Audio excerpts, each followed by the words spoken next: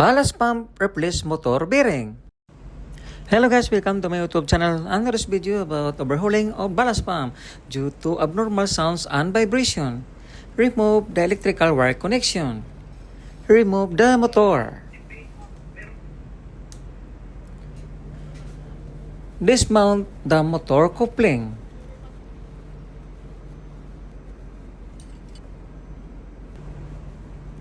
Dismount the shaft key.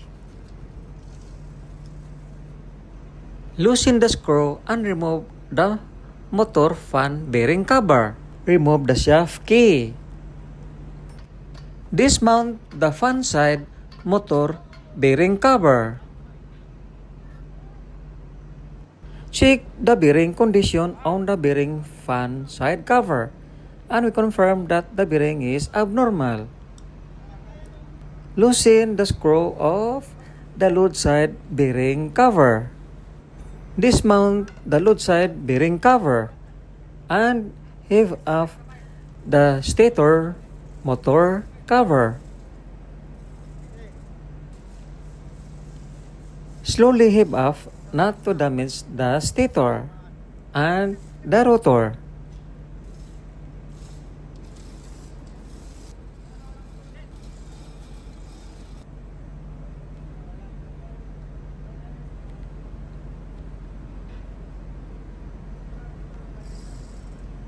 Check the stator condition for any scratch and the rotor condition. Dismount the load side bearing cover. Check the bearing condition between the load side and fan side bearing and confirm the load side bearing is good condition. Only the fan side bearing is abnormal. Remove the fan side bearing. Dismount the load side bearing.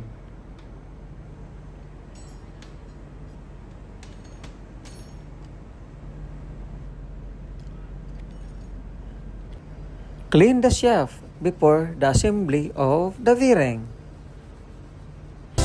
Heat up the inner part of the bearing and quickly assemble into the shaft.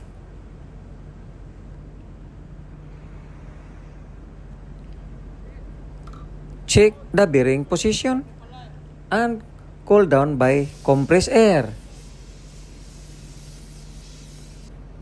Heat up the inner part of the bearing on the fan side bearing and quickly assemble into the shaft.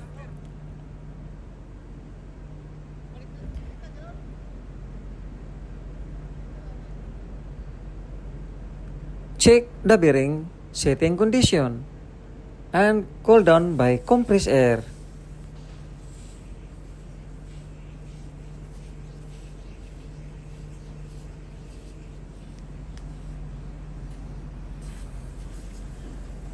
Clean the stator winding.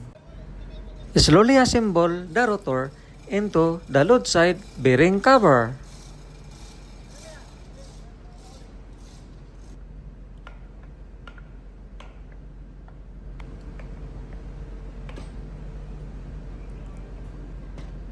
Check the match mark before the disassembly. Mount the screw.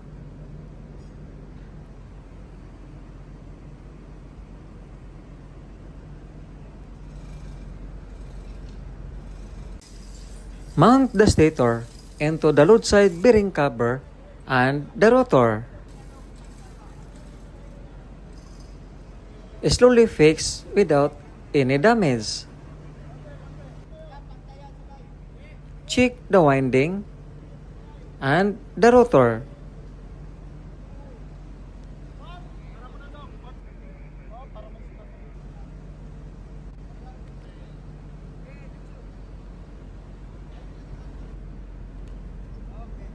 Check the match mark.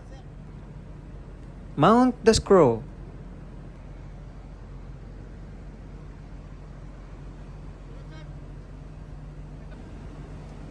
Check the fan side bearing cover. Mount the bearing cover on the fan side with the match mark and tighten the screw.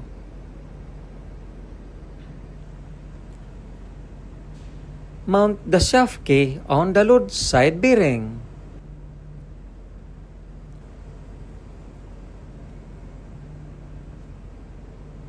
Mount the coupling.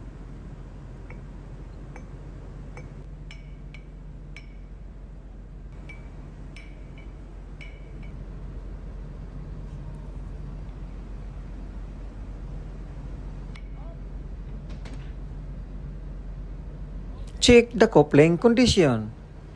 Mount the coupling cover.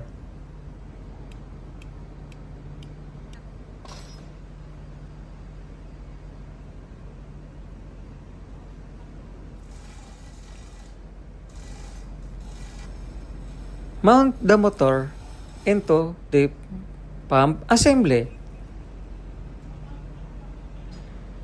Mount the screw and tighten.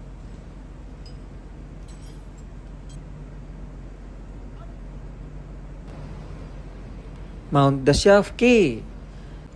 Mount the fan. Check the condition. Mount the circlip and check the condition. Mount the fan cover and tighten the screw. Mount the electric car connection and tighten properly.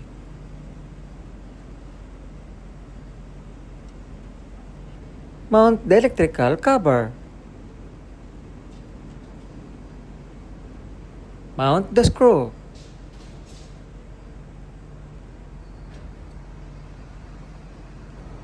Open the delivery valve and the seawater suction valve for the running test. Start the ballast pump by bypass mode. Start and stop the pump and check the running condition. Check for any water leakage.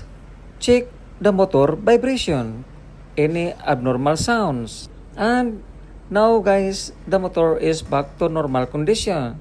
And that's all for today's video guys. Thank you very much for watching. Bye-bye.